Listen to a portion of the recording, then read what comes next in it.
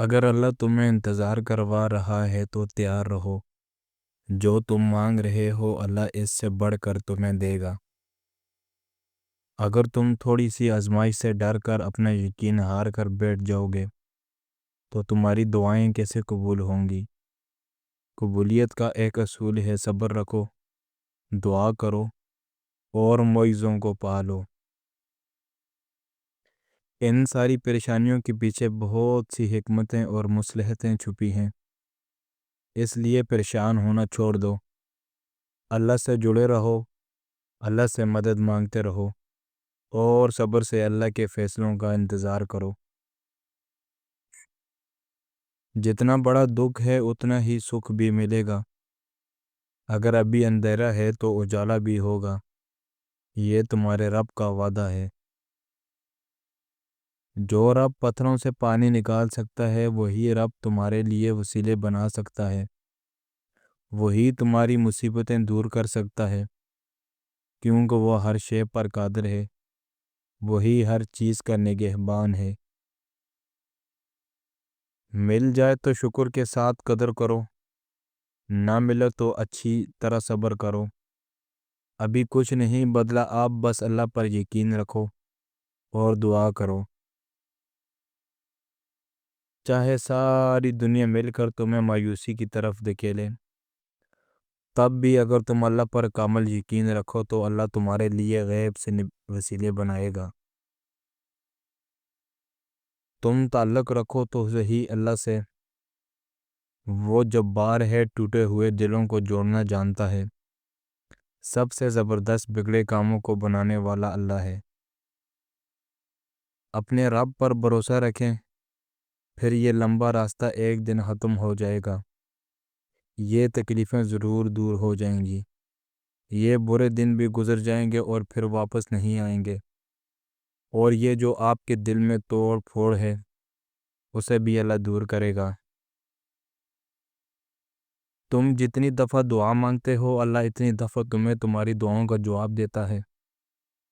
تم یہاں ایک قطرے کے لیے رو رہے ہو، جبکہ تمہارا رب تو تمہیں 7 سمندر عطا کرنے پر بھی قدرت رکھتا ہے۔ تمہارا کام بس یقین کے ساتھ دعا کرنا ہے، عطا کی تدبیریں وہ خود بناتا ہے۔ جب اللہ کی مرضی کے بغیر اس کائنات کا ایک پتہ بھی ہل نہیں سکتا تو پھر تمہارا اللہ سے بار بار رجوع کرنا، اس سے مانگنا بے وجہ نہیں ہے۔ جو رب تمہارے ہاتھوں میں اتنی جان ڈال دیتا ہے کہ دعا کے لیے اٹھ سکیں تو پھر وہ ان اٹھے ہوئے ہاتھوں کی لاج بھی رکھتا ہے۔ قسمت تو اللہ نے لکھی ہے، پھر وہ غلط ہو ہی نہیں سکتی۔ ہمیں صرف رب پر یقین رکھنا ہے اور قسمت کو کبھی برا نہیں کہنا۔ دیکھنا تمہارا یہی یقین بہت جلد خوشخبری لائے گا اور اللہ تمہاری ہر دعا قبول کرے گا۔ جو چیز کسی کو زیادہ مقدار میں دی جائے وہ ہمیشہ ضائع ہی ہوتی ہے، چاہے وہ توجہ ہو، احساس ہو یا محبت ہو۔ پھر اپنی زندگی کا قیمتی ترین وقت تمہیں اللہ کا وعدہ یاد رکھنا ہے۔ تمہیں یہ یاد رکھنا ہے کہ اللہ صبر کرنے والوں کو پسند کرتا ہے۔ تمہیں یہ کبھی نہیں بھولنا کہ اللہ نے صبر کرنے والوں کو ہمیشہ ساتھ نبھانے کا وعدہ کیا ہے۔ تمہیں اللہ کے وعدوں پر یقین رکھ کر آگے بڑھتے جانا ہے۔ یقیناً وہ وقت بہت ہی قریب ہے جب تمہارا رب تمہیں خوش کرنے میں کوئی کسر نہیں چھوڑے گا، بالکل ویسے ہی جیسے تم نے اس کی رضا کے لیے اپنی خواہشات کو قربان کرتے ہوئے اپنے صبر سے اسے راضی کرنے میں کوئی کسر نہیں چھوڑی۔ جو آپ کے 99 اچھے کاموں کو بھول کر آپ کی ایک غلطی کو پکڑ لے اسے انسان کہتے ہیں، اور جو آپ کے 99 غلطیوں کو بھول کر آپ کے ایک اچھے کام کو قبول کرتا ہے اسے رحمان کہتے ہیں۔ قسمت تو اللہ تعالیٰ نے لکھی ہے، پھر وہ غلط ہو ہی نہیں سکتی۔ ہمیں صرف رب پر یقین رکھنا ہے اور قسمت کو کبھی برا نہیں کہنا۔